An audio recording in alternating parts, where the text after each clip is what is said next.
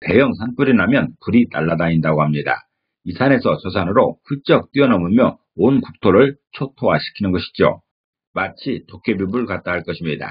반갑습니다. 셋단자 428강입니다. 오늘은 도깨비불 린자가 포함된 5개의 한자를 셋단자로 해석해 보겠습니다.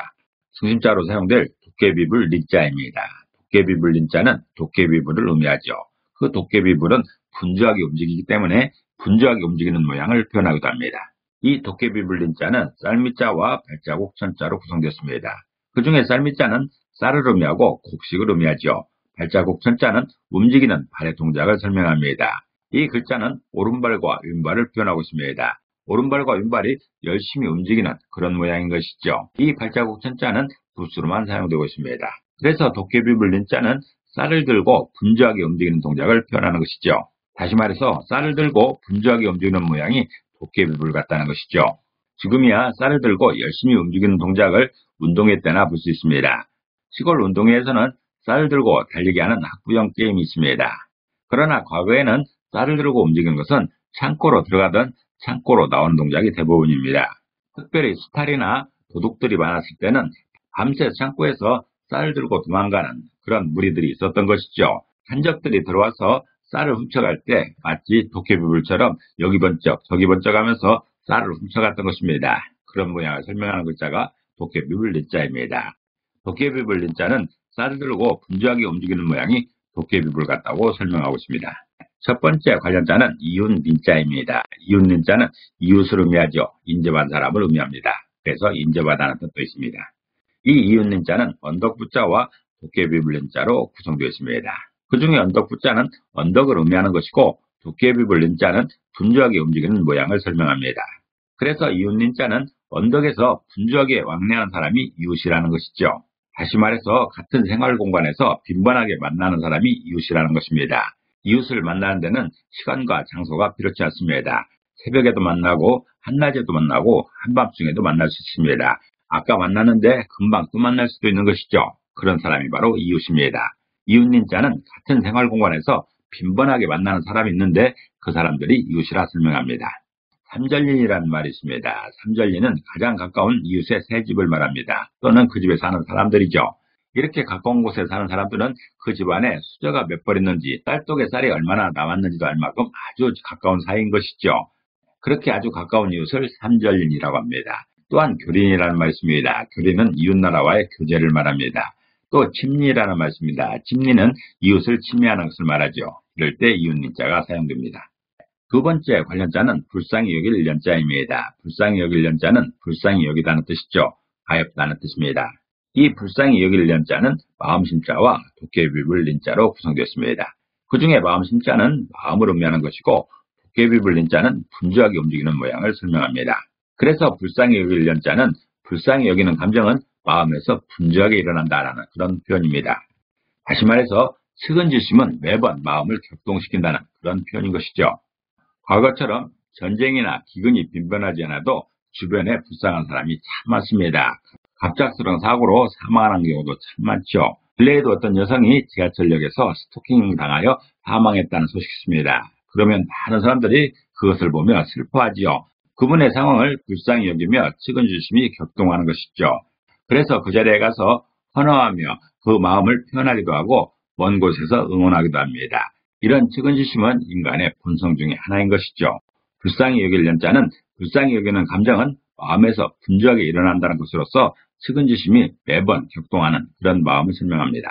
동병상련이라는 말이 있습니다. 동병상련은 같은 병자끼리 가엾게 여긴다는 뜻으로서 어려운 처지에 있는 사람끼리 서로 불쌍히 여겨 돕는다는 말입니다. 또한 가련하다고 할 때, 애련하다고 할 때 불쌍히 여길 연자가 사용됩니다. 세 번째 관련자는 비늘 린자입니다. 비늘 린자는 비늘을 의미하지요. 이 비늘 린자는 물고기 여자와 도깨비불 린자로 구성되었습니다. 이 중에 물고기 여자는 물고기를 의미하고 도깨비불 린자는 분주하게 움직이는 모양을 설명합니다.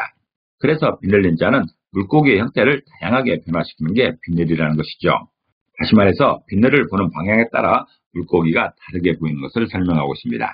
흔히 물고기를 많이 볼 수 있는 곳이 수족관이죠. 그곳에 가서 보면 빛의 방향에 따라 내가 보는 방향에 따라 물고기가 다르게 보입니다.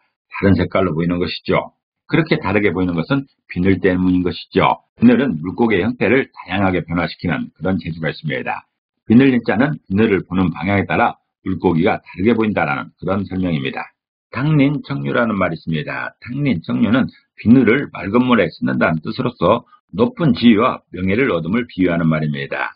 높은 지위를 얻은 사람이 있다 치면 그 사람의 과거가 잊혀진다는 것이죠. 그 사람이 과거에 어떤 어려운 환경이 있더라도 높은 지위를 얻는 순간 마치 그 사람은 처음부터 고관 대작인 것처럼 위대해 보인다는 것이죠. 그리고 용린이라는 말이 있습니다. 용린은 용의 비늘을 말한 것이죠. 영린도 있습니다. 영린은 용의 몸에 붙어있는 81개의 비늘 중에 딱 한 개를 말하는 것인데 목 아래 거꾸로 붙어있다고 하는 비늘을 말합니다. 이 비늘을 건들게 되면 용이 날뛴다고 하여 일종의 급소를 말하는 것이죠. 이럴 때 비늘 린자가 사용되고 있습니다. 네 번째 관련자는 기린 린자입니다. 기린 린자는 기린을 의미하지요. 이 기린 린자는 사슴녹자와 도깨비불 린자로 구성되었습니다. 이 중에 사슴녹자는 사슴을 의미하는 것이고 도깨비불 린자는 분주하게 움직이는 모양을 설명합니다. 그래서 기린 린자는 사슴처럼 생겼으나 발의 움직임이 다른 것이 기린이라는 것이죠. 다시 말해서 기린의 긴 발을 사슴과 다르게 표현하고 있습니다. 사슴의 모양은 이미 아는 것이고 이 사슴과 비슷하게 생긴 짐승이 있는데 바로 기린이라는 것이죠. 사슴과 비슷한데 다리 모양이 다른 게 기린이라는 게 기린 린자입니다. 기린 린자는 사슴처럼 생겼으나 발의 움직임이 다르다고 표현하면서 기린의 긴 발을 사슴과 다르게 설명하고 있습니다. 복모인각이라는 말이 있습니다. 복모인각은 봉황의 깃털과 기린의 뿔이라는 뜻으로서 매우 보기 힘든 희귀한 물건을 이루는 말입니다. 또한 기린이라고 할 때나 기린아라고 할 때 기린 린자가 사용됩니다. 기린아는 재능이나 능력이 아주 뛰어난 사람을 말하는 것이죠. 다섯 번째 관련자는 도깨비불 린자입니다. 도깨비불 린자는 도깨비불을 의미하지요. 이 도깨비불 린자는 불화자와 도깨비불 린변으로 구성되었습니다. 붓소로만 사용되는 도깨비불 린자와 불화자가 결합된 모양이 도깨비불 린자입니다. 그 중에 불화자는 불을 의미하는 것이고 도깨비불 린자는 분주하게 움직이는 모양을 설명합니다. 그래서 도깨비불 린자는 불이 분주하게 움직이는 모양이 도깨비불이라 이렇게 표현하고 있습니다. 다시 말해서 동해번쩍 서해번쩍 하며 이리저리 옮겨다니는 불이 도깨비불 린자라는 그런 설명인 것이죠. 도깨비불은 까닭없이 저절로 일어나는 불을 말하고 있습니다. 마치 반딧불처럼 여기저기에서 번쩍번쩍 하는 것이 도깨비불 린자입니다. 도깨비불 린자는 불이 분주하게 움직이는 모양을 설명하는 것인데 동해번쩍 서해번쩍 하며 이리저리 옮겨다니는 불을 도깨비불 린자로 설명하고 있습니다. 오늘은 도깨비불 린자를 중심으로 한 5개 한자를 세트 한자로 해석해봤습니다. 오늘 배운 것을 다시 한번 요약하겠습니다.